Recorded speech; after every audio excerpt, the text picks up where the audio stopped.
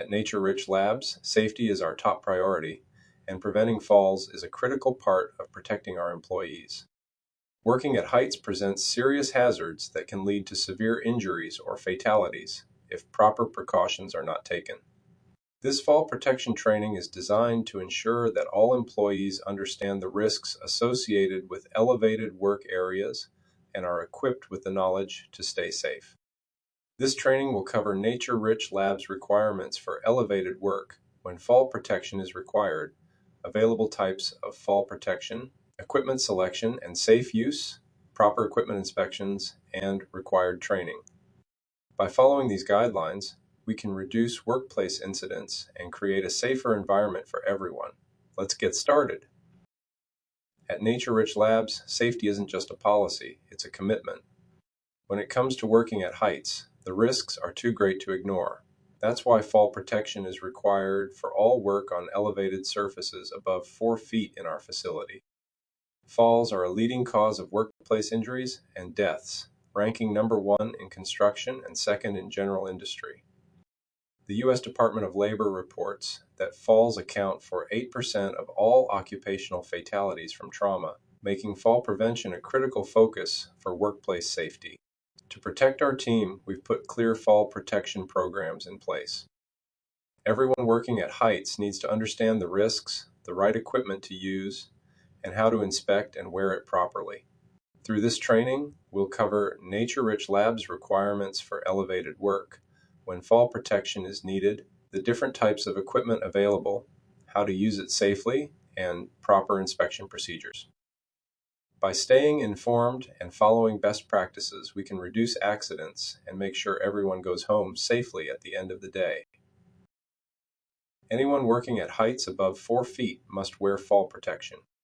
Employees using elevated work platforms, such as cherry pickers, are required to wear a full body harness with a properly anchored lifeline, unless the lift manufacturer specifies otherwise. For work on stationary elevated surfaces without approved scaffolding, guardrails, or physical barriers, employees must also use a full body harness and lifeline to prevent falls. Fall protection is required for tasks including free climbing on equipment or piping, roofing work, overhead maintenance tasks, working on or near wall openings. However, fall protection is generally not required when working on portable ladders, rolling stairs, scissor lifts, or scaffolding, provided these systems are equipped with complete guardrails and meet safety standards. Ladders must always be used as intended by the manufacturer and in accordance with their safety guidelines. When ascending or descending, both hands should be on the side rails to maintain stability. Portable ladders must be placed on a stable surface, ensuring secure footing and preventing any movement. Ladders should never be placed on boxes, barrels, or unstable surfaces to gain additional height. The bracing on the back legs of step ladders is not designed for climbing and should never be used as steps. For straight ladders, the 4-to-1 rule must be followed. For every 4 feet of ladder height, the base should be positioned 1 foot away from the structure it's leaning against. For example, a 20-foot ladder should have its base 5 feet away from the support. Additionally, the top of the ladder must rest against a rigid and strong surface to safely bear the applied load. There are 2 primary methods for protecting workers from falls: fall prevention and fall protection. Fall prevention: systems designed to eliminate fall hazards before they occur. These include guardrails, used to prevent falls from elevated work surfaces and through floor or wall openings. A proper guardrail system consists of a top rail, mid-rail, toe board, and posts, and must withstand up to 200 pounds of force in any direction. Guardrails can be made from wood, steel, pipe, cable, or other materials. Covers, used to protect workers from gaps or holes in floors and other walking surfaces. Covers must be strong enough to support twice the weight of workers, equipment, or materials that may be on top of them. They should also be securely fastened and clearly labeled with hole or cover to prevent accidental displacement. Fall protection: systems that stop a worker from hitting a lower level if a fall occurs. These include personal fall arrest systems, consisting of harnesses, lanyards, and connectors, These systems prevent workers from free falling past a certain distance. Lifelines. A flexible line used with a harness and lanyard to provide mobility while remaining tied off.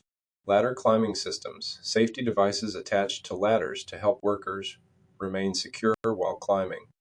Safety nets installed beneath elevated work areas to catch falling workers and minimize injury.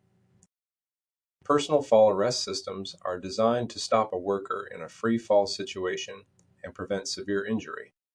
These systems must meet strict safety requirements to ensure effectiveness. Limit the maximum fall arresting force to 1,800 pounds when used with a full body harness. Restrict free fall distance to less than 6 feet. Bring the worker to a complete stop while limiting deceleration distance to 3.5 feet. Be strong enough to withstand twice the potential energy of a worker falling from 6 feet. A basic fall arrest system includes a full body harness, distributes fall impact forces across the worker's body. A lanyard connects the worker to an anchor point, preventing extended free falls. Connectors, such as D-rings and snap hooks, used to attach the lanyard securely. Full body harnesses provide greater safety than body belts and are mandatory for all personal fall arrest systems. Unlike body belts, which concentrate force on the pelvis, full body harnesses distribute the impact of a fall across multiple points of the body, reducing the risk of injury. By keeping the worker upright or in a seated position, harnesses increase suspension tolerance after a fall, allowing for a safer and more controlled rescue. Designed to encompass the torso, full body harnesses securely attach to lanyards, lifelines, and other fall arrest system components, ensuring maximum protection when working at heights. Lanyards are a critical link in a fall protection system, connecting a worker's harness to a deceleration device, lifeline, or anchorage point. They serve two primary functions: restraining workers in position and arresting falls if they occur. Restraining lanyards must be kept as short as possible and must not allow a worker to fall more than 2 feet. Fall protection lanyards should not exceed 6 feet in length. Lanyards must have a minimum breaking strength of 5,000 pounds to ensure worker safety. There are 3 main types of lanyards, each suited for different safety applications. Shock-absorbing lanyards reduce the force of a fall by expanding to absorb energy. Non-shock absorbing lanyards, used for restraint systems where no fall is expected. Self-retracting lanyards automatically adjust length and lock instantly during a fall to minimize free fall distance. By selecting the right type of lanyard for the task, workers can significantly reduce their risk of injury while working at heights. Connectors are essential components that link different parts of a fall arrest system, ensuring a secure and reliable safety setup. The main types of connectors include D-rings found on harnesses. D-rings serve as attachment points for lanyards and lifelines. The center back D-ring is used for fall arrest systems. Side and front D-rings can be used for work positioning systems. Snap hooks, used to connect lanyards to harnesses or anchor points. Feature a hook-shaped member with a spring-loaded keeper that automatically closes after connection. Must be double locking to prevent accidental disengagement. Anchorage connecting straps.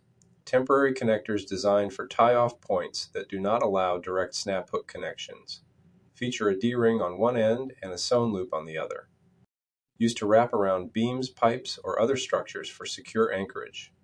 All connectors must be made from drop-forged, pressed, or formed steel, have a corrosion-resistant finish, and feature smooth edges to prevent wear or damage to other system components. By using the correct connectors, workers can ensure a safe and effective fall protection system in any elevated work environment. Lifelines provide continuous fall protection by allowing workers to move along a fixed vertical or horizontal line without disconnecting from their personal fall arrest system. These systems are typically used in combination with rope grabs, which act as deceleration devices that travel with the worker along the lifeline. If a fall occurs, the rope grab automatically locks, stopping the fall and reducing impact forces.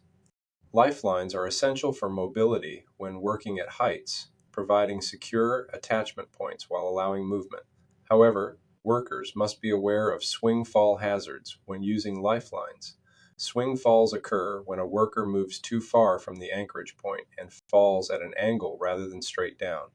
The risk of injury increases as the lifeline length increases, potentially causing the worker to strike nearby objects before the system fully arrests the fall. By properly positioning lifelines and understanding swing fall risks, workers can minimize fall hazards and stay protected while performing elevated work. Ladder systems provide enhanced fall protection by integrating a lifeline directly into the ladder structure. These systems consist of a central rail positioned in the middle of the ladder rungs and a climber device that moves along the rail as the worker ascends or descends. In the event of a fall, the climber automatically locks against the rail, stopping the worker from falling further. These systems ensure continuous fall protection without requiring manual adjustments, making them ideal for fixed ladders on towers, silos, or other elevated structures. By using ladder safety systems, workers can climb with confidence, knowing they are protected from potential falls. When it comes to fall protection, personal fall protection equipment should be the last line of defense. The best approach is to eliminate or reduce the need for elevated work whenever possible. The options for fall protection should be considered in the following order. 1. Eliminate the need for elevated work. Whenever possible, relocate tasks to ground level to remove fall hazards entirely. Use permanent fall prevention measures. Install guardrails, barriers, or covers to provide long-term safety solutions. Provide safe access to work areas. Use powered work platforms, scaffolding, or aerial lifts to allow workers to perform tasks safely at height. 4. Use personal fall protection equipment. When no other options exist, workers must wear full body harnesses, lanyards, and other fall arrest systems to ensure safety. By prioritizing elimination and prevention first, we can significantly reduce fall risks and improve workplace safety. Selecting the right fall protection equipment requires a careful evaluation of the workplace conditions and job requirements. Several key factors must be considered to ensure worker safety and compliance. Work height. Determine the elevation at which the job will be performed to select appropriate fall protection measures. Job requirements. Assess whether the worker will need to move vertically, horizontally, or remain in a fixed position, which will impact equipment selection. Work environment. Consider factors such as moisture, extreme temperatures, or electrical hazards, which may affect the performance and durability of fall protection systems. Compatibility of system components. Ensure that harnesses, lanyards, anchor points, and connectors are compatible and function as an integrated system. By evaluating these factors in advance, workers can be equipped with the most effective fall protection, reducing risks and improving safety in elevated work environments. Selecting a proper anchorage point is critical for the safe use of fall protection systems. Anchorage points must be independent from the structure supporting or suspending the worker, located at muster height or higher to reduce free fall distance, capable of supporting at least 5,000 pounds per worker attached. Examples of suitable and unsuitable anchorage points. Suitable anchorage points. Steel piping greater than 4 inches in diameter. Steel beams or pipe supports. Large steel eye bolts. Guardrails. Unsuitable anchorage points. Piping smaller than 4 inches, copper, or lightweight materials. Electrical conduits, handrails, or guardrails. Any tie-off point located below the worker's waist. Tie-off considerations. Avoid sharp or rough surfaces that could cut or weaken the lifeline. Do not attach below the fall arrest system connection point. This increases fall distance. Ensure the fall path is clear of hazardous obstructions. Do not tie off multiple workers to a single vertical lifeline. Always verify that a lower level cannot be reached during a fall by considering lanyard length shock absorber extension, harness stretch distance from the D-ring to the worker's feet. By carefully selecting strong, high, and independent anchorage points, workers can maximize fall protection and reduce fall-related risks. Proper care and use of personal fall protection equipment are essential to ensure safety and effectiveness. Follow these guidelines to prevent misuse and maintain the integrity of fall protection gear. General safety practices. Only use fall protection equipment for its intended purpose. Never repurpose it for lifting, securing, or other tasks. Store equipment in a clean, dry location away from oil, grease, and solvents to prevent deterioration. Keep synthetic materials away from heat sources such as welding sparks, flames, and hot surfaces to avoid damage. Never use natural fiber ropes in a fall arrest system, as they lack the necessary strength and durability. Lanyard safety guidelines. Do not connect two lanyards together to extend their length. It compromises the system's integrity. Do not tie knots in lanyards to shorten them, as knots weaken the material and reduce strength. Avoid wrapping lanyards around sharp edges, which can cause wear and failure. Only use lanyards with locking snap hooks to prevent accidental disengagement. Never use self-retractable lanyards with steel cables in areas where electrical hazards exist. Retire any lanyard involved in a fall. It may have hidden damage that affects future performance. By following these best practices, workers can extend the lifespan of their equipment and ensure reliable fall protection in hazardous work environments. Every component of a fall protection system must be visually inspected before each use to ensure safety. Inspections should focus on identifying damage, excessive wear, or signs of deterioration in all system parts. General inspection checklist. Examine all components for stress cracks, deformity, gouging, corrosion, or sharp edges. Check webbing, straps, and ropes for cuts, rips, abrasions, or fraying. Ensure that stitching is intact and not loose, damaged, or discolored. Document all visual inspections as part of safety compliance.